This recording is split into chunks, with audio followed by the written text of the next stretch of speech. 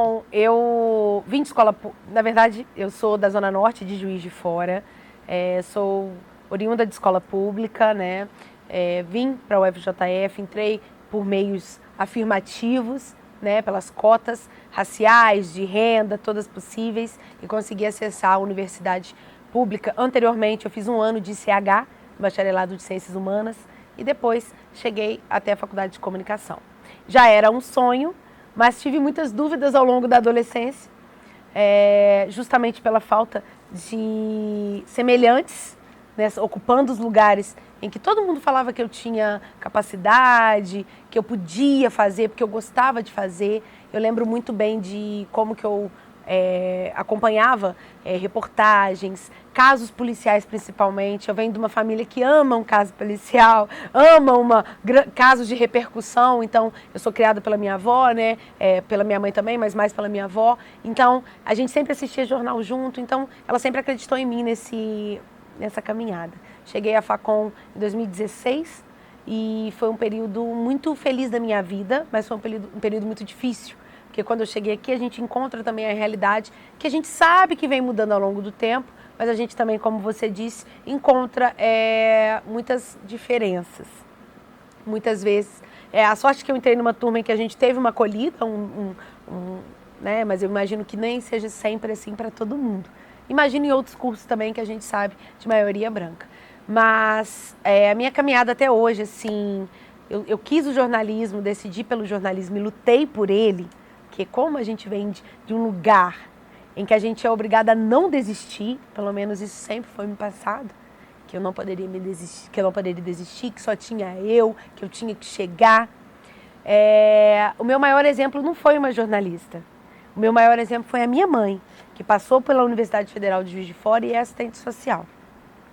Sem condições, tinha acabado de ter uma filha muito pequenininha quando passou, no caso eu, a mais velha, passou no vestibular e veio para cá. Então ela sempre foi a minha inspiração. Eu sabia de Zuleide Silva, então assim, de jornalistas de inspiração, eu sabia essas. Eu não tinha muitas inspirações, a Maju veio muito depois. A gente tem que lembrar, né? Como que tem essa transição de tempo, né? A gente tinha uma ou outra ali que fazia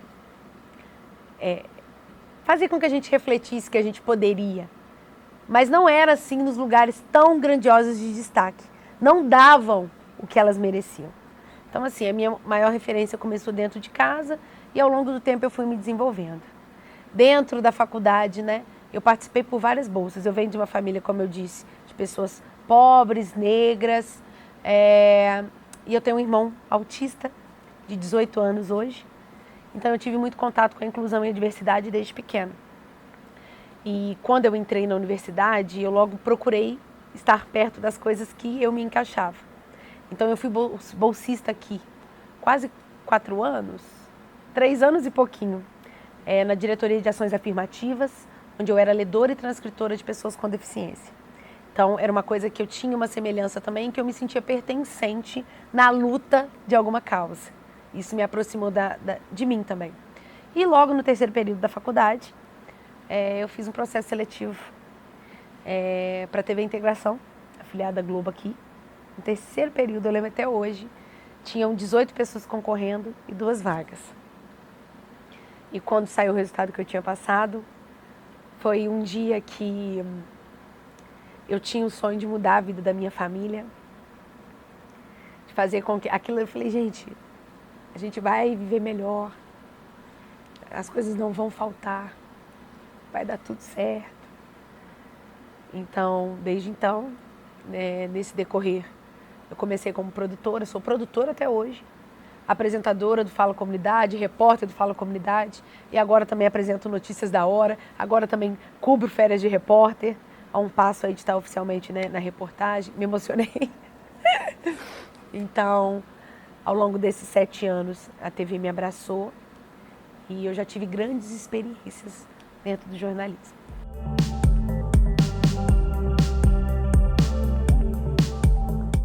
Sim, eu já, como todas nós, eu acho importante a gente sempre se colocar no lugar do outro. A nossa maior parte da população preta está na periferia. Então a gente já enfrenta a diversidade, a dificuldade de acessar certos lugares. A gente sabe das nossas condições econômicas, que realmente está, até hoje, relacionada à nossa cor de pele. Então, isso é uma coisa que sempre foi eu via como uma barreira ainda. Falei um pouco da questão de assistir uma televisão e você não se vê. Hoje eu percebo que estamos ainda num processo inicial, mas um processo que está acontecendo. Hoje eu trabalho numa afiliada, mas eu estudo o produto, o projeto Globo, a Globo em si, a empresa Globo, o Grupo Globo, de uma forma que eu vejo essas mudanças. Hoje eu consigo perceber essas mudanças, mas a gente sabe que isso tem que ser passado não só dentro do grupo, mas para todas as afiliadas, enfim, até chegar na casa das pessoas que nos assistem. Hoje eu fico feliz, eu falo isso até hoje, assim, eu acordei muito cedo, eu acordo muito cedo, e liguei o Hora 1, e estava a Mariana Albano lá, e eu acho ela assim, uma inspiração também, e até um pouco tempo atrás eu não sabia quem ela era. Então, é legal quando a gente tem a gente reconhece que o processo está acontecendo, e foi muito tardio, mas ele está acontecendo.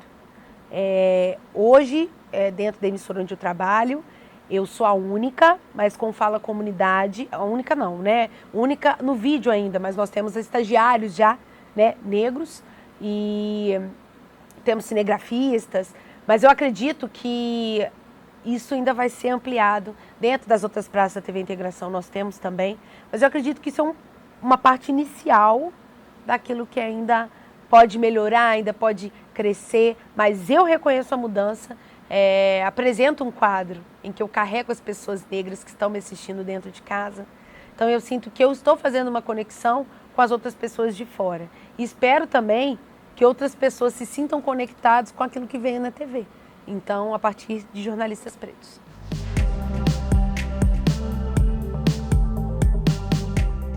Eu acho que é quando a gente chega, é aquele negócio do degrau, né? A gente chegou num degrau, mas tem um outro. Então a gente tem que dar a mão para que outras pessoas, dar espaço para que outras pessoas negras acessem também, tenham a oportunidade de concorrer a uma vaga dentro do telejornalismo, dentro da emissora, você fazer. Isso é uma coisa que tem acontecido, né? Fazer processo seletivo inclusivo, né? Com diversidade, aplicando isso dentro das seletivas, porque isso já peneira e já dá uma oportunidade para aquela pessoa que já não teve muitos acessos durante a vida, né? O que aconteceu comigo, eu vejo, na minha época não foi um processo seletivo com diversidade, mas hoje em dia é uma coisa que a emissora está preocupada em fazer. Então, eu admiro isso e acho que isso é uma porta, é uma oportunidade inicial. Mas a minha preocupação mesmo é saber que onde chega uma, tem que chegar duas, tem que chegar três, tem que chegar quatro. Então eu acho que é ampliar mesmo. Nós somos ensinados hoje, nós nos sentimos às vezes ameaçados, quando existe uma vaga e eu vou competir com outro preto. Todo mundo fica preocupado. E se aquela outra pessoa for contratada, eu vou perder minha vaga como se eu fosse uma preta única. Esse pensamento, a própria branquitude nos colocou, que nós precisamos ter essa rivalidade. Mas não. O nosso espaço vai ser alcançado, como eu falei, se a empresa tiver a preocupação de ter um olhar para essa diversidade. Mas lembrando que nós também somos dinheiro. A diversidade também é dinheiro. Não é só o interesse da empresa. Hoje em dia a diversidade é uma pauta, porque dinheiro é visibilidade, é telespectador, é audiência. Então, a pessoa não quer mais assistir aquilo que ela não se vê. Então, existe todo esse conjunto de coisas para que a gente possa alcançar um local que eu acho merecido, justo, mas a gente tem que pensar que não é excludente, tem que ser inclusivo.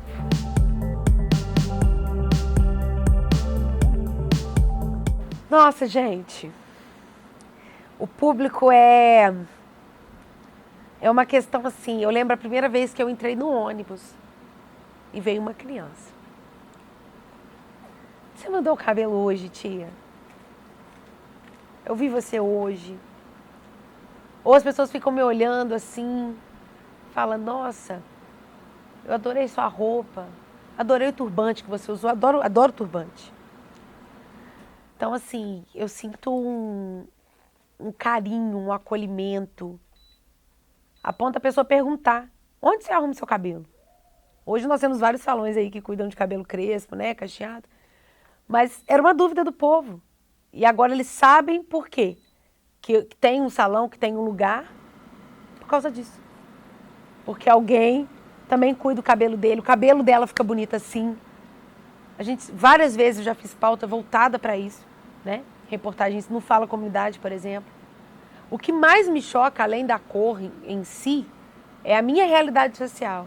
É eu continuar pegando meu ônibus, eu entrar numa vendinha, o pessoal falar, caraca, ela cumprimenta as pessoas, como se eu não pudesse ser tocável. Porque a televisão não é intocável.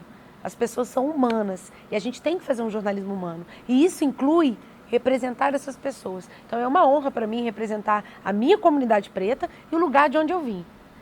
Que é ali que eu vou viver, é dali que eu sou, é ali que me projetou. Eu acho que é você ligar também o jornalismo à sua origem e fazer com você, quando você tem uma origem assim, a gente tem até um olhar diferenciado para falar da própria comunidade, para mostrar a realidade. E é assim que eu me preocupo. Isso inclui também as pautas pretas.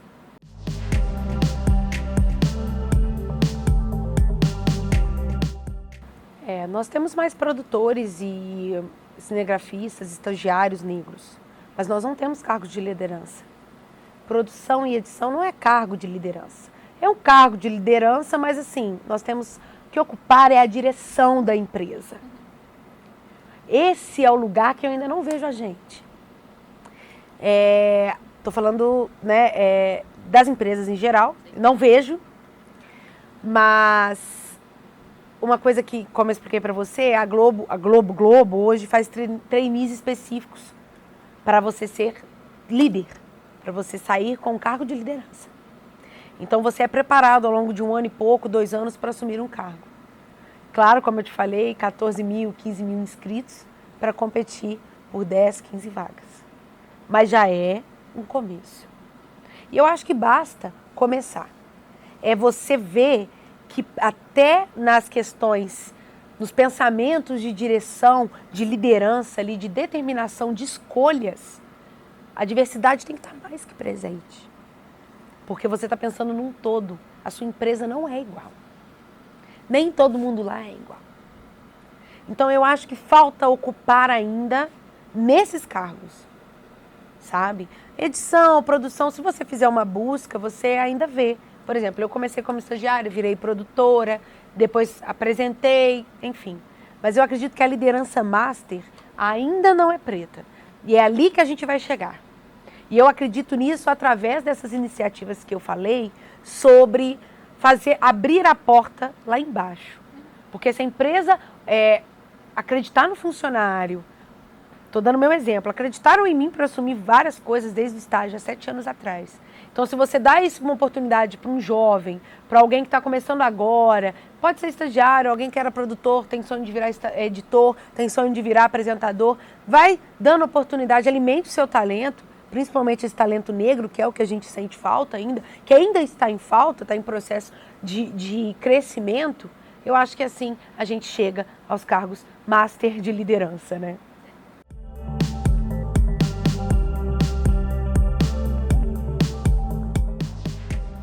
Boa pergunta essa que você me fez, porque já é para mim, eu ter começado a apresentar o Fala Comunidade com uma pegada que não é só demanda de comunidade, é de pauta preta, é do povo preto, é da periferia, que mistura todos nós, a nossa realidade, eu já percebo um ponto de mudança. Já me colocaram para apresentar um quadro desse, sabendo da minha proximidade com o público. Então, assim, e poder contar essas pautas. Eu hoje já comecei eu cheguei no jornalismo e não via isso. Então, quando me deram essa oportunidade, já foi um processo de mudança, mesmo estando numa afiliada, que já está acontecendo.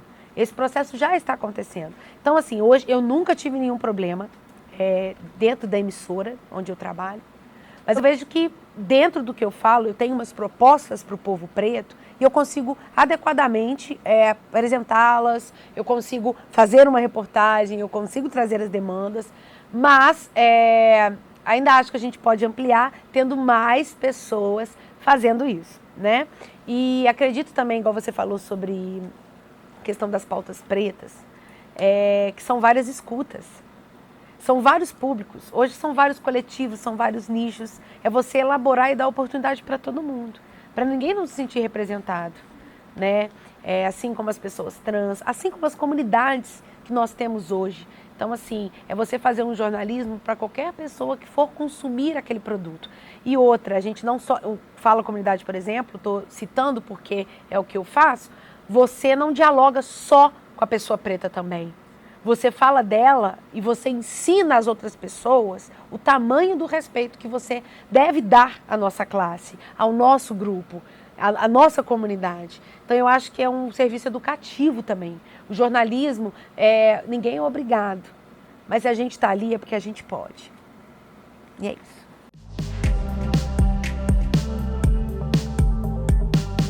Duas situações que me marcaram muito. Uma era durante a crise política que nós vivemos, eleições, né, extremamente, né, ofensivas, difíceis.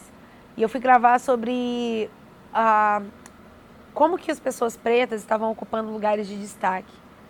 Eu lembro até hoje que eu estava num bairro da Zona Sul, e Ipiranga, Santa Luzia, e eu estava gravando sobre uma passagem falando que quando um negro ocupa um espaço, todos nós ocupamos juntos. E veio um homem preto, ele tirou o capacete e começou a gritar que a gente só aparecia lá para falar de preto, que agora todo mundo só fala de preto. Tampar o buraco da rua dele eu não tampava. E eu consegui ignorar um tempo, mas depois ele foi chegando perto de mim, eu falei, eu vou chamar a polícia, porque eu fiquei com medo de agressão. No fim deu tudo certo, ele não me encostou, mas foi muito horrível, assim, foi horrível, foi muito, eu fiquei muito coagida ali, sabe? Sei lá, eu fiquei me sentindo ameaçada mesmo, foi uma lembrança ruim. Eu viralizei numa página partidária, as pessoas exaltando o comportamento que ele tinha feito. Eu lembro até hoje que saiu mais de 20 mil visualizações. Foi no YouTube e foi muito ruim, foi desagradável para mim. E filmou meu rosto. E eu estava gravando ali com um dançarino que fez Fogo nos Racistas com Djonga. Ele é de Juiz de Fora. Ele é um talento da nossa cidade. Então, aquele dia eu me senti desrespeitada. A segunda vez, eu passei pelo Big Shop, dentro da TV Integração. E foi um dia que eu me senti confiante. A própria empresa me incentivou muito. As minhas chefes, as pessoas, todo mundo falou comigo, você está renascendo. E é verdade, a sensação que eu tive é de renascer. Mas a gente fica careca. Eu raspei meu cabelo. Então foi um momento muito difícil. Quando meu cabelo estava crescendo, eu comecei a usar muito turbante. Turbante tem todo o simbolismo, tem toda a nossa força nele, tem toda a nossa ancestralidade, toda envolvida nele. E um belo dia, né, na porta do meu serviço, eu escutei a seguinte frase: o que é isso? Tá com piolho? E eu não tive reação na hora para dizer. Eu não tive reação para dizer nada. Então, esses 2 episódios eu nunca me esqueci. Porque eu venho de escola pública, eu tenho trauma de escola. Foi a parte que eu mais sofri na minha vida.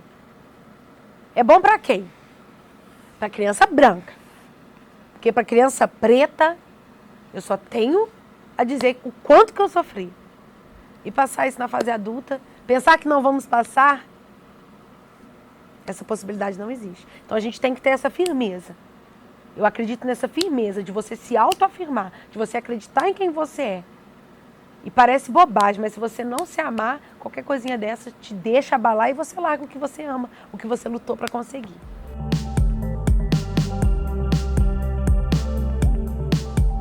Eu acredito que a primeira coisa é você mudar toda a sua estrutura para você entender o desejo do telespectador dentro do telejornalismo de se ver nele. Nós somos a maior parte dos brasileiros. Mais de 50% de nós somos povos pretos. Então, eu acredito muito que é você entender a realidade das pessoas. O que as pessoas querem ver. Então, à medida do tempo, As próprias emissoras, elas têm se preocupado com isso. Eu acho que se tornou não só uma preocupação, como também, como eu disse, uma questão de interesse. E se, não tem problema ter o interesse, mas existe o interesse do telespectador. Você nunca pode esquecer o interesse do telespectador. Você pode juntar com o comercial, mas você precisa entender o interesse do telespectador. Juntos, eles entregam um trabalho de qualidade. Porque a gente sabe que TV sobrevive de dinheiro e sobrevive também de audiência. A gente tem que entender que é uma conversa com o público. E se você não conversar e se você não abraçar, você está se segregando. E isso é uma coisa que não pode existir mais. Começando com esses processos seletivos inclusivos. Por que eu falo de processo seletivo inclusivo? Assim, pessoas como nós vão estar à frente de cargos que vão poder ajudar a decidir. E decisão é o que permite a nossa permanência, é o que permite que a nossa história continue sendo contada. Então, para a gente chegar nesses cargos, eu acho que é ocupar esses cargos com esses processos que já foram iniciados, chegar nesses lugares e assim abrir a porta para quem está chegando. Não existe um negro único. Então eu acho que é ali que a gente começa a virar essa chave.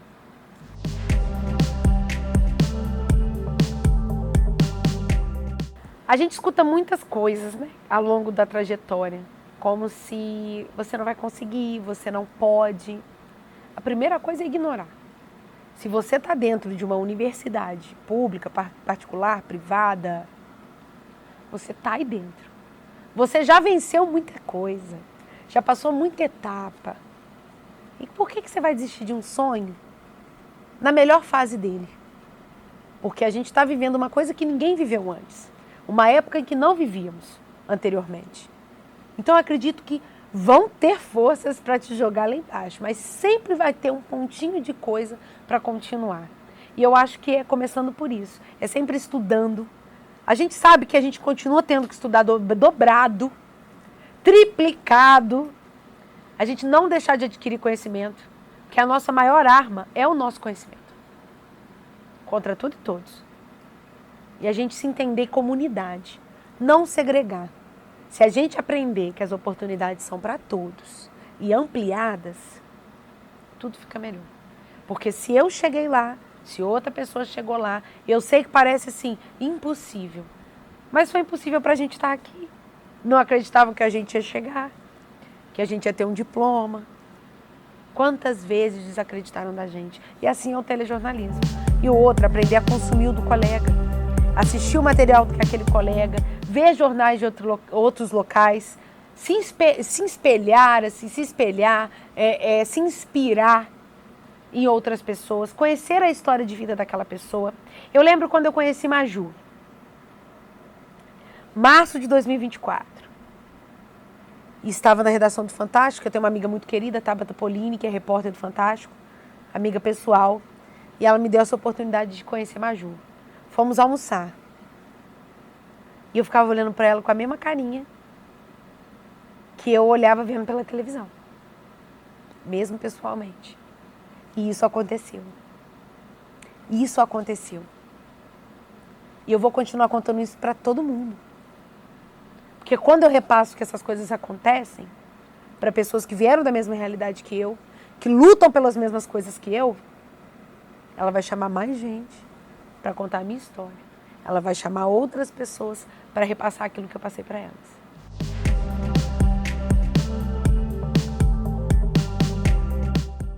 Eu tenho tanta esperança. Eu tenho tanta esperança. Eu tenho a esperança de ver cada vez mais os nossos rostos, as nossas presenças, as nossas pautas. Eu quero ver a gente ocupando a mesma coisa que eu tinha quando eu estava aqui. Por que eu não posso ser doutora? Por que a gente não pode ser doutor? É a mesma coisa. Por que eu não posso ser jornalista? É sempre se perguntar isso, sempre ocupar aquele lugar. Eu quero ver mais gente apresentando, eu quero ver mais programas voltados para a nossa língua, porque só a gente também tem o nosso dialeto. A gente não exclui ninguém, mas a gente se entende muito mais. Então eu acho que eu quero esse crescimento. Eu acho que a palavra é esperança, é aumentar, duplicar, triplicar a nossa presença nesses espaços, é pensar em pautas e programas voltados para nós. Isso não é segregar, é apresentar nossa história para outras pessoas. Tem muita gente que tem interesse em conhecer. É assim que a gente combate o racismo. Infelizmente, a gente não vai combater com violência. Infelizmente, né? Porque a violência só gera mais violência e a gente sofre também. Mas, infelizmente, a gente ainda tem que combater. Então, para combater, a gente tem que ser didático.